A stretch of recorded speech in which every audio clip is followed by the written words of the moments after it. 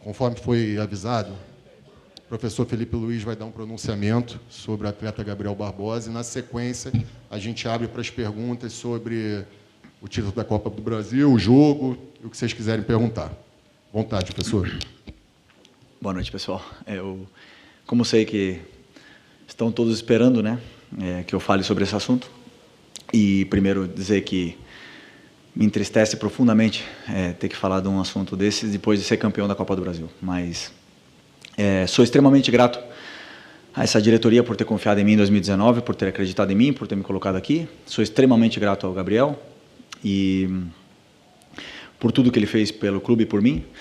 E o que eu posso dizer para vocês é que, sobre o afastamento do Gabriel, foi que, devido a um episódio ocorrido na final, eu fui comunicado pelo vice-presidente Marcos Braz de que ele não seria relacionado para esse jogo e para os próximos jogos até segunda ordem. E esse é um assunto total do Marcos Braz e ele vai explicar para vocês no momento que ele achar oportuno. Mas é um assunto do Marcos Braz. E é isso. Esse é o meu pronunciamento sobre esse assunto, que, como eu falei, me entristece profundamente, porque gostaria muito de que não sujasse o título maravilhoso e incrível que esse grupo conquistou por nenhum motivo extracampo. Então, espero que esse assunto se resolva o antes possível, porque todos os torcedores merecem que o Flamengo sempre esteja bem. Ok? Obrigado. Abrindo para as perguntas. Boa noite, Felipe.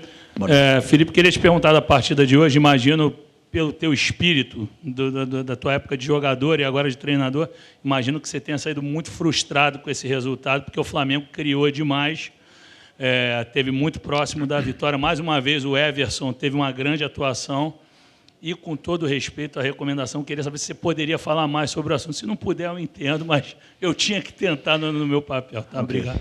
Sobre o jogo, foi um jogaço do meu time, foi um jogaço, onde eu saí extremamente satisfeito. Por quê?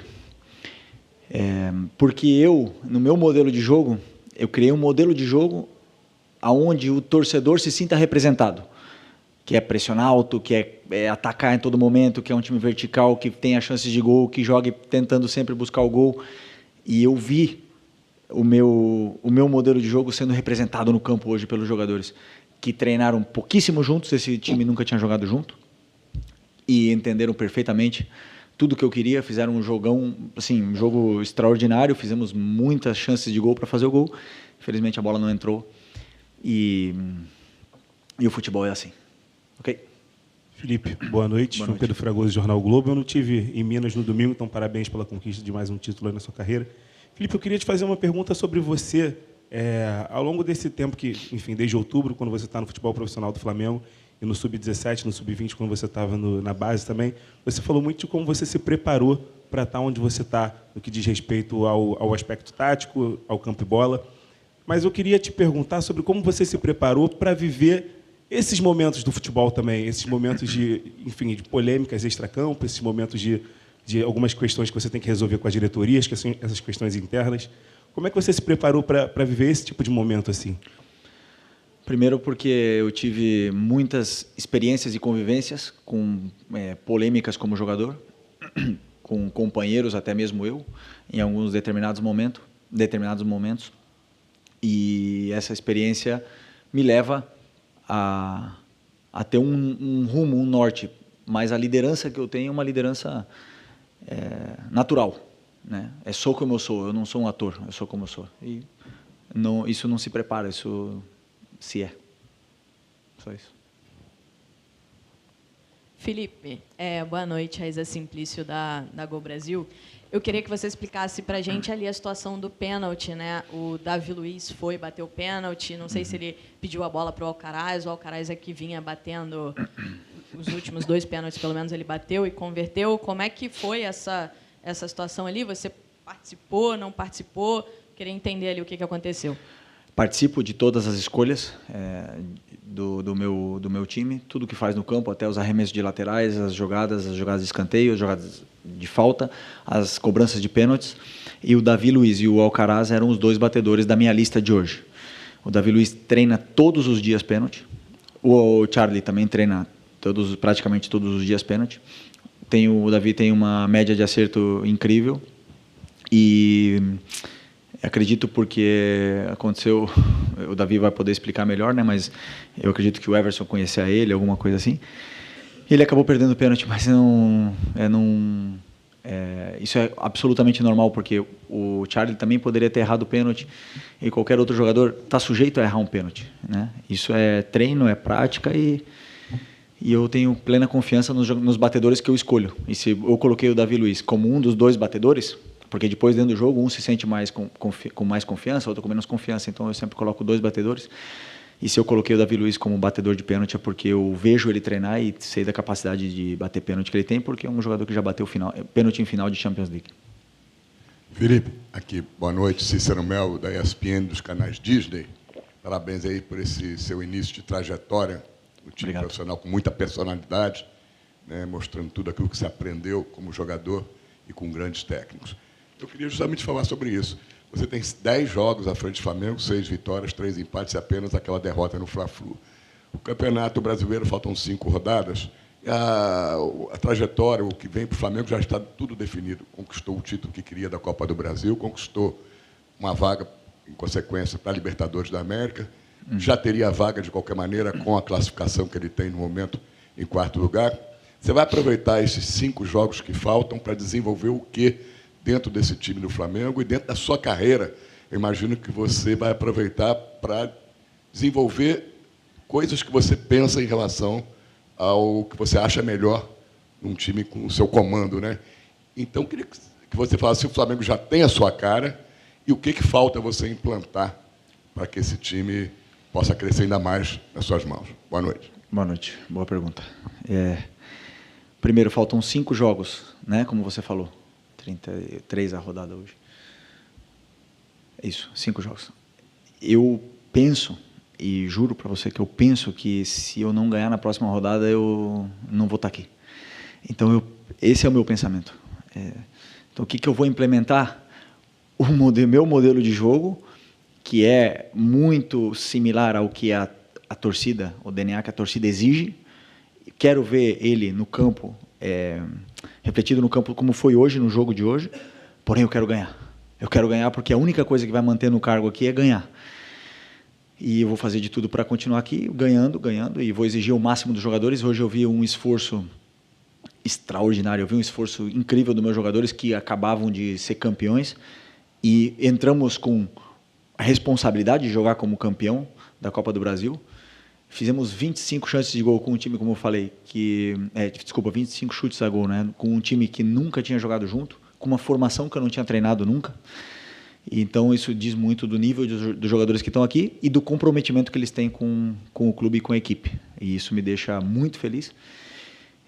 O que eu vou fazer nesses 5 jogos, eu vou fazer de tudo para ganhar o próximo jogo. E, se Deus quiser, eu vou estar daqui a 2 jogos também. Okay? Boa noite, Felipe. Bruna Medeiros, do Disfla. Hoje você escolheu iniciar com essa formação que você acabou de citar, que você não tinha treinado, 3 zagueiros e, pelo menos na minha avaliação, o time foi muito seguro defensivamente e também conseguiu criação de oportunidades, apesar de não ter feito gol.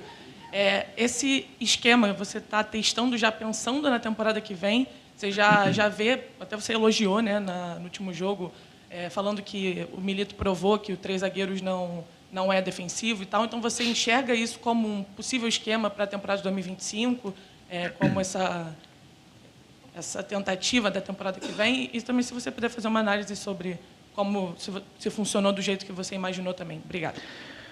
Eu acredito que todo time que luta para ser campeão, um time completo, um time muito qualificado, ele tem que dominar 2 sistemas, pelo menos. Esse é o meu pensamento, tá? Sobre futebol. Nós dominamos muito bem o 4-4-2, 4-2-3-1, que é similar. E hoje, esses jogadores provaram que dominam o 3-4-3, 3-5-2. Então, hoje, por que eu coloquei essa estrutura no campo hoje? Primeiro, pelos jogadores que tinham. A qualidade, a característica dos jogadores que estavam disponíveis para o jogo de hoje. que vocês viram. Eram esses que estavam disponíveis para o jogo de hoje, mais o Lohan, do profissional, mais o Cleiton. O Léo não tinha condições de jogo de hoje e até completou o banco. Então, em função das características dos jogadores que estavam hoje no campo, esse, para mim, era o melhor sistema, que combinava muito com o jeito para pressionar o jeito que o Atlético Mineiro joga. E foi, para mim, funcionou muito bem, porque o primeiro tempo eu praticamente não vi o Atlético Mineiro no nosso campo. Praticamente não vi. Vi só a gente, enquanto durou as forças, duraram as pernas, porque o jogo é feito de fases e a gente fez essa fase durar muito mais do que é o normal. Foram 65 minutos dentro do campo do Atlético Mineiro e, claro, depois, claro que essa fase muda um pouco, o Atlético melhorou no jogo, teve as suas chances, mas, como eu falei, fiquei muito feliz porque são jogadores que muitos deles não vinham jogando muito, vinham sem ritmo e fizeram um jogo muito bom. Felipe, boa noite. Vinícius, Sacramento MS Web Rádio. Queria te dar os parabéns pela sua temporada. Ganhou o título no Sub-17, Sub-20 e também no profissional. Eu queria saber de você como é que você vai fazer agora com esses 5 jogos para rodar o elenco, né? Porque você teve vários desfalques. Você acabou de dizer que teve um 14º com o Léo Pereira, que completou o banco, mas não tinha condições. Como rodar o elenco quando até fatores externos acabam atrapalhando a tua escalação? Pendurados, suspensos, lesionados, jogador afastado. O que fazer para essas rodadas finais com tantos desfalques? Rodar o elenco, como você fala, em revezar os jogadores?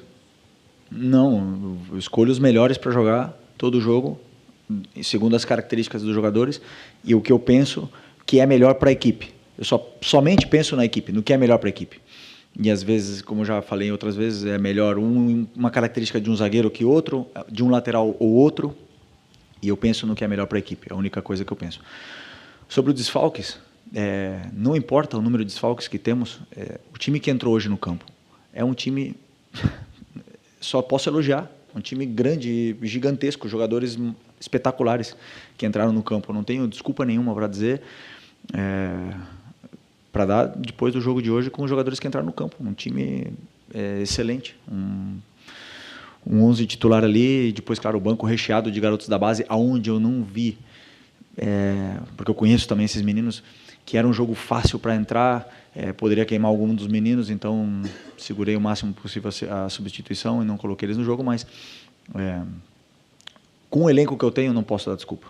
Estou muito bem servido. Aqui é Felipe, boa noite. Marcos Martinho, do canal da KSRN. E Felipe, você participou no ano de 2022, né, de uma temporada que terminou com 2 conquistas históricas para o Flamengo. Porém, após essas 2 conquistas, o Flamengo acabou acumulando uma sequência negativa de resultados que acabaram ocasionando uma certa preocupação com a torcida. E na atual temporada, essa preocupação acabou sendo compartilhada também com um possível declínio, uma possível desmobilização da equipe após a conquista da Copa do Brasil, né? Pelo desempenho da equipe, visivelmente, isso não aconteceu. Te preocupou esse processo de desmobilização que poderia acontecer após um título como foi o conquistado contigo? Sinceramente, não. Desculpa, sinceramente, não.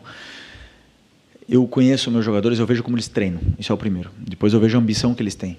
E como eu falei para vocês, eu estou com o meu cargo em jogo todas as rodadas. Eu penso isso, que eu vou ser demitido cada vez que eu perder o jogo. Então, eu vivo em estado de alerta constantemente. E quem não está no mesmo estado de alerta que eu, provavelmente não vai jogar. E eu vejo os jogadores querendo, os jogadores com ambição, os jogadores no mesmo estado de alerta que eu. Então, isso me deixou muito tranquilo no treino de ontem, por exemplo, quando eu vi eles treinando. Eu falei, eu estou muito bem servido, eu não tenho dúvida sobre o meu time, não tenho dúvida sobre a minha escalação, não tenho dúvida nenhuma, porque eu vi os jogadores treinando e querendo ganhar o jogo. Além de carregar uma responsabilidade de jogar como campeão da Copa do Brasil. E todos os outros times vêm para vencer o campeão. E isso aí que nos motiva também cada vez mais. Como eu falei, a minha fome e ambição não param. Boa noite, Felipe. Boa noite. Bruno Castanha. Você falou do Flamengo um domínio, né, amplo, 60, 65 minutos.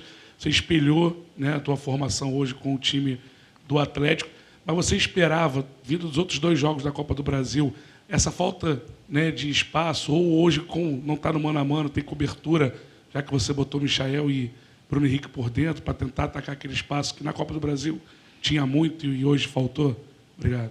Eu não entendi bem o contexto. Você acha que você se surpreendeu com a mudança do Atlético Mineiro, a questão de um pouco mais baixo, e hoje não está no mano a mano o tempo todo, como teve nas duas últimos jogos? Não, o Atlético Mineiro não veio completamente no mano a mano no primeiro jogo da final. Eles deixaram uma sobra. E hoje foi a mesma coisa. Eu esperava que eles fossem vir assim, com uma sobra também, até mesmo pelos jogadores rápidos que a gente tinha na frente. Tínhamos Wesley, Ayrton Lucas, Michael e Bruno Henrique. Então, vir pressionar mano a mano no Maracanã com esses jogadores rápidos era um risco muito grande. Eu não esperava que eles viessem assim. E conseguimos, com esse tipo de jogador super perigoso, pressionante, que o Michael, o Bruno não pararam, e o Charlie, o Matheus, todos eles não pararam de pressionar os 90 minutos. Conseguimos impor o nosso ritmo, impor o volume de jogo que queríamos, sermos protagonistas do jogo, e somente faltou o gol. Então, eu não surpreendi, porém a formação e as peças, as características dos jogadores que foram a campo levaram com que o time tivesse esse domínio, na minha opinião, avassalador no primeiro tempo e parte do segundo. Aqui, boa noite, Felipe, Vinícius, canal Vini Rubro Negro, parabéns pelo título da Copa do Brasil. Falando um pouco do seu esquema hoje, acho que algo que muitos imaginaram, por ser um esquema com três zagueiros, era que o Ayrton Lucas, por exemplo, poderia se destacar um pouco mais, né? Ele que em 2023 viveu ótimos momentos com esse tipo de formação, né? Onde ele é um atleta que aparece muito ofensivamente, mas saiu até vaiado, acho que deixou um pouco a desejar nesse sentido. Queria saber que avaliação você teve da partida dele e como você vê esse momento do Ayrton Lucas e o que ele precisa para retomar a boa fase. O jogador vive de fases. Ele, obviamente, que veio jogando o Alexandro nos jogos mais importantes. E, como eu falei para vocês, eu acredito que o jogador, para render ao máximo, ele precisa de minutos e minutos e minutos e minutos. E o Ayrton não está passando pelo seu melhor momento. Poderia afirmar isso. Mas, como eu falei, ele é de fases, o esquema hoje favorecia ele, mas atacamos muito pelo lado direito, porque o Wesley, sim, está numa grande fase. Então, e aí não favoreceu tanto o Ayrton naquele lado e acabou favorecendo mais o Wesley pelo lado direito. Mas ele cumpriu bem a função que ele tinha para fazer, ele fez o que ele tinha que fazer, ele entrou na área quando tinha que entrar, marcou quando tinha que marcar e cumpriu a função. Claro que sabemos que essa não é a melhor versão do Ayrton, porém, vou continuar dando carinho e esforço e também gosto de falar dos que estão bem, né? Dos que sim estão numa grande fase, como é o caso do Wesley, do Everton e outros tantos jogadores. Felipe, boa noite. Mauro Santana, canal do Mauro Santana. Apesar do domínio da partida, já mencionado, o Flamengo ter criado, mais uma vez o Flamengo esbarra, além da excelente noite do goleiro Everson, mas da necessidade já apontada, a preocupação de melhorar a eficiência da efetivação das jogadas criadas ofensivas. Você acredita que esse é o seu maior desafio nessa reta final de temporada, até já pensando em 2025?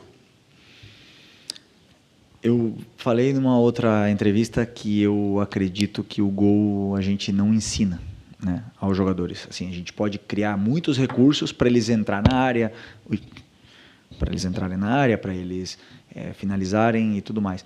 Mas tem dias que a bola não entra. E tem dias que, por exemplo, até pênalti a gente erra. E tem dias que, fazendo muito menos, você faz 2, 3, 4 gols. Então, eu associo isso a um daqueles dias que a bola não entrou e vamos continuar trabalhando finalização, vamos continuar trabalhando essa frieza, eles têm que cada vez treinar mais e se sentir melhor. De cara ao gol, e eu tenho certeza que isso vai melhorar daqui para frente. Professor, últimas duas. Ok. Felipe, boa noite. Boa noite. Você fala que pensa o jogo a jogo, acredito que você já está preocupado com o próximo jogo contra o Cuiabá na semana que vem.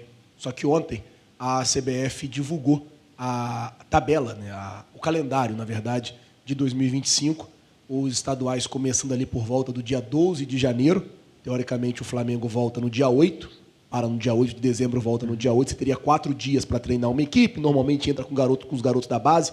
Você já tem uma Supercopa do Brasil no dia 2 de fevereiro e um brasileiro começando no final de março, ali, já embolado também com Libertadores. Eu queria saber se você, quando olhou o calendário, já começou a pensar em alguma coisa para esse começo de ano e como é que você está vendo isso? A gente planejou uma parte da pré-temporada antes de sair esse calendário e confesso que eu não olhei. Até um erro, né? Mas não olhei esse calendário porque eu estava com a cabeça muito focada para o jogo de hoje. E agora temos essa semana toda para olhar e preparar. Né? Preparar essa pré-temporada, essas semanas, esses microciclos aí até chegar bem na final, como você falou. Temos aí 1 mês de férias obrigatórios por lei e a partir daí voltaremos, treinaremos muito em todos os aspectos e não tenho nenhuma dúvida de que chegaremos muito bem preparados para essa final e do nível que a gente quer que os jogadores estejam. Última aqui. Boa noite, Felipe. Léo José, do Coluna do Fla. O Arrascaeta ele vai passar por um procedimento cirúrgico, né, no joelho. E eu queria saber como que está a questão física, tanto do De La Cruz quanto do Arrascaeta. Ainda tem esperança de contar com o Arrascaeta nesse ano? Não, o Arrascaeta não volta esse ano. Que dia é hoje? Deve ser... pré-temporada ele vai estar. Na volta das férias, com certeza, ele vai estar disponível. O doutor vai poder falar melhor do que eu, mas numa cirurgia simples, né? Mas que sempre que é uma cirurgia, você tem que ter muito cuidado. O De La Cruz, eu acredito que sim, que volte esse ano. A minha esperança é que ele esteja contra o Cuiabá. Eu tinha esperança de que ele chegasse para a final, mas a lesão dele foi mais séria do que parecia. Ele está indo num processo perfeito de cicatrização. O departamento médico trabalha muito bem. E o Luiz Araújo é outro que também provavelmente vai estar disponível para o Cuiabá. E aí, conforme esses craques voltem, o treinador fica com uma dor de cabeça feliz, né? E eu gosto de ter os melhores e poder escolher entre todos esses aí, escolher e ter os melhores à minha disposição sempre. Falou mais alguém? Não é isso? Então tá. Muito obrigado. Obrigado, boa noite, pessoal. Obrigado a todos, boa noite.